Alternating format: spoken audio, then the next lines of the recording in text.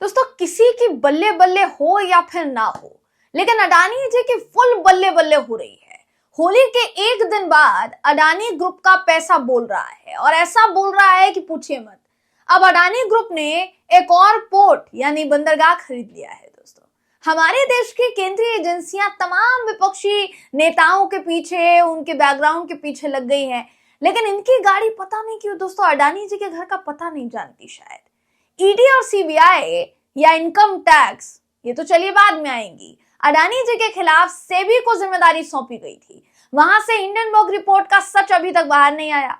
विपक्ष के नेतागण जेल जा रहे हैं, लेकिन अडानी समूह इधर कुछ कर्ज चुकाता है, उधर करोड़ों अरबों का कर्ज लेता है। कर्ज अभी चुकता होता भी नहीं है, खबर भी नहीं आती, मगर बंदरगाह खरीदने की खबर सामने आ जाती है। दोस्तों पता नहीं क्यों, संयोग है या फिर कुछ और, हम नहीं जानते, मगर यहाँ दाल में कुछ काला नहीं है, पूरी की पूरी दाल काली पड़ी है। पूरा मामला क्या है बताऊंगी आपको इस खबर में, आखिर तक इस वीडियो को जरूर देखिएगा। नमस्कार, मेरा नाम है जयंती झा और आप देख रहे हैं टाइम्स मेल। अडानी समूह ने उड़ीसा के गोपालपुर पोर्ट को 3,350 करोड़ रुपए में खरीदा है। दोस्तों पूरी खबर को पहले डिटेल में जान लेते हैं। भारत की सबसे बड़ी कमर्शियल पोर्ट ऑपरेटर कंपनी है Adani ports and special economic zone. इसने ओडिशा के गोपालपुर में मौजूद शापूरजी पलोंजी ग्रुप के गोपालपुर पोर्ट को खरीद लिया है। दोस्तों शापूरजी पलोंजी ग्रुप में ये जो बयान है, ये बयान दिया गया है उसकी तरफ से, इस बात की पुष्टि करते हुए बताया गया है कि उसने गोपालपुर बंदरगाह को अडानी पोर्ट्स को बेच दिया है। कंपनी ने एक बयान में यह भी कहा है कि इससे पहले धारमतार पोर्ट को जेएसडब्ल्यू इंफ्रास्ट्रक्चर को 710 करोड़ रुपए में उद्यम मूल्य पर बेचा गया था। यानी अडानी जी फिर से एक पोर्ट खरीद चुके हैं। पश्चिमी राज्यों के बंदरगाहों का स्वामित्व तो देखिए अडानी जी अपने हाथों में ले ही रहे थे। दोस्तों इसके अलावा लगातार पूर्वी राज्यों के बंदरगाहों पर भी अडानी समूह का झंडा इस वक्त वो लगा रहे हैं। लेकिन सवाल उठता है कि क्या अडानी समूह वाकई इतनी ग्रोथ कर रहा है दोस्तों, जितनी ग्रोथ अभी नजर आ रही है, या ये सब कुछ कर्ज पर चल रहा है। दोस्तों पिछले महीने यानी 13 फरवरी की ना द हिंदू बिजनेस लाइन की एक रिपोर्ट है आपकी स्क्रीन पर इस वक्त, कहती है कि अडानी ग्रुप ने भारतीय ऋणदाताओं से 60,000 करोड़ की फंडिंग के लिए समझौता किया है। अब बताइए ये फंडिंग कर्ज है या फिर नहीं है। फिर डीएनए नाम की वेबसाइट इकोनॉमिक टाइम्स का हवाला देते हुए लिखती है कि गौतम अडानी की company Adani new industries limited कथित तौर पर पूंजीगत व्यय के लिए 24,860 करोड़ रुपए जुटाने के लिए बातचीत कर रही है। इस रिपोर्ट में आगे यह भी लिखा है कि गौतम अडानी की कंपनी कई विदेशी ऋणदाताओं के साथ ऋण पर चर्चा भी कर रही है। लोन की रकम मिलने की जो प्रक्रिया है जून में शुरू हो जाएगी। जो कंपनियां अडानी फर्म के साथ क्रेडिट सुविधाओं पर चर्चा कर रही हैं, उनमें डीबीएस बैंक, डॉइच बैंक, एडी, फर्स्ट अबू धाबी बैंक और भी कई सारे बैंक्स हैं दोस्तों, जो इसमें शामिल है स्टैंडर्ड चार्टर्ड बैंक, पीएलसी, सारे के सारे बैंक। रिपोर्ट बताती है ऋण की अवधि लेने की तकरीबन प्रक्रिया जो है 3 से 5 साल तक चलेगी। ये विदेशी कर्ज था। 31 जनवरी 2024 को एक बड़ी खबर सामने आई दोस्तों, वो ये कि देश का सबसे बड़ा बैंक यानी स्टेट बैंक ऑफ इंडिया, उसने अडानी का आधा लोन माफ करने की ठानी है। अडानी ग्रुप का अडानी समूह की गंगा एक्सप्रेस वे परियोजना के लिए अपने लगभग 11,000 करोड़ के ऋण का आधा हिस्सा कम करने के लिए उन्नत चर्चा की गई। सवाल ये उठता है कि आखिर इस पूरे मामले में अडानी जी का ही लोन माफ कैसे हो रहा है भाई। जब यही सवाल राहुल गांधी कोई नेता पूछ देते हैं तो जुबान सिल जाती है, जवाब नहीं होता।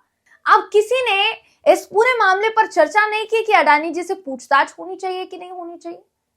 आप एक बात को समझने की कोशिश कीजिए दोस्तों, इलेक्टोरल बॉन्ड का मामला सामने आता है। इलेक्टोरल बॉन्ड के मामले पर जुबान ऐसे सिलती है कि मानिए जिप लगा दी गई हो, आगे कुछ बोलना नहीं है क्योंकि जुबान से कुछ फूट नहीं रहा है।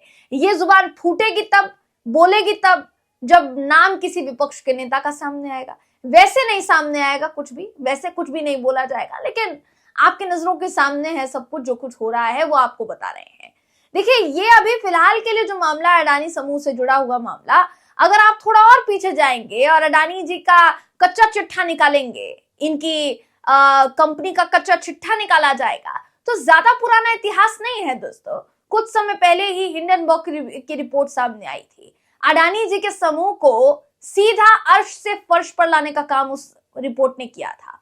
उस रिपोर्ट के सामने आने के बाद अडानी समूह के शेयर्स की जो उछाल थी वो सीधा धड़ाम देना जमीन पर आकर गिरी।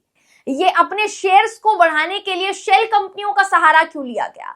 अपने शेयर्स को झूठा दिखाने के लिए शेल कंपनियों का सहारा क्यों लिया गया? ऐसे तमाम सवाल दोस्तों उठाए गए थे, लेकिन एक का भी जवाब निकलकर सामने नहीं आया।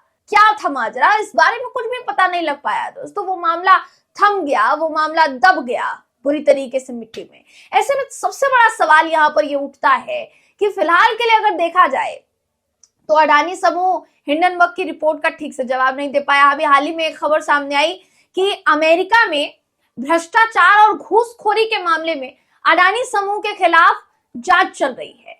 वहां की कुछ कंपनीज हैं दोस्तों ऐसी, या वहां के आप कह सकते हैं कि वहां की जो जांच एजेंसीज है या जांच की कंपनीज हैं, वो पूरे मामले में अडानी समूह की इन्वॉल्वमेंट की यानी भूमिका की जांच कर रही है।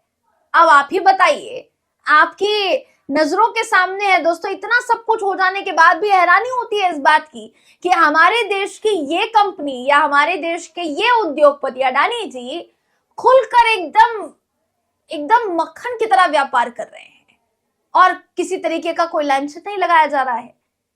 छोटे छोटे रकमों का हवाला देते हुए, कीमतों का हवाला देते हुए एक सिटिंग मुख्यमंत्री को गिरफ्तार कर लिया जाता है, जबकि कोई ऐसा पुख्ता सबूत हाथ में नहीं है जिसकी बिना पर गिरफ्तार किया जाए, लेकिन फिर भी गिरफ्तार कर लिया जाता है। इससे पहले दिल्ली सरकार के 3 और मंत्रियों को गिरफ्तार कर लिया जाता है दोस्तों। सत्येंद्र जैन, फिर मनीष सिसोदिया, एक सांसद, राज्यसभा सांसद संजय सिंह, तीनों को गिरफ्तार कर लिया जाता है। सबूत क्या था यह अभी तक समझ में नहीं आया।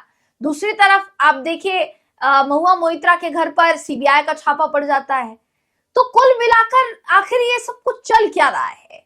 अडानी जी के खिलाफ जांच क्यों नहीं होती है? एक के बाद एक पोर्ट्स खरीद रहे हैं, एक के बाद एक सारी चीजें कर रहे हैं। हालांकि बार बार जब ऐसे सवाल उठाए गए अडानी ग्रुप पर, अडानी समूह पर, तो उनकी तरफ से यही कहा गया कि हम जो भी करते हैं, अडानी समूह जो भी करता है वो पब्लिक इंटरेस्ट में और इंटरनेशनल इंटरेस्ट के अंतर्गत है। जो भी नियम है, जो कानून है, उनका पालन करते हुए हम सब कुछ करते हैं, इसलिए हम पर उंगली उठाना ठीक नहीं है। मगर फिर इन सवालों को कैसे आप रोकेंगे जो इस वक्त सत्ता के गलियारों में उठ रहे हैं? दोस्तों, इस पूरी खबर पर आप क्या सोचते हैं? आपकी क्या राय है? कमेंट करके हमें जरूर बताइएगा। अगर आपको ये वीडियो पसंद आया हो तो वीडियो को लाइक कीजिए, शेयर कीजिए, चैनल को सब्सक्राइब करना बिल्कुल भी ना भूलें। फिर मुलाकात होगी आपसे अगले वीडियो में, तब तक के लिए नमस्कार। अगर अभी तक आपने हमारे चैनल टाइम्स मेल को सब्सक्राइब नहीं किया है तो जल्दी से सब्सक्राइब कर दें और बेल आइकन भी प्रेस कर दें।